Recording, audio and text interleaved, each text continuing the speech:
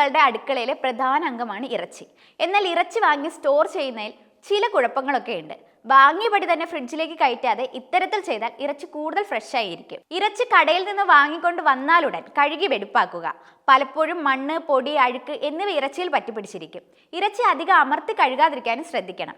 ഇറച്ചി നുറുക്കിയ ശേഷം പലതവണ കഴുകി ഞെക്കിപ്പിഴിഞ്ഞ് വെള്ളം കളഞ്ഞാൽ ഇറച്ചിയിലെ മാംസ്യവും ധാതു ലവണങ്ങളും നഷ്ടപ്പെടും. അതുകൊണ്ട് നുറുക്കുന്നതിന് മുൻപ് കഴുകുക.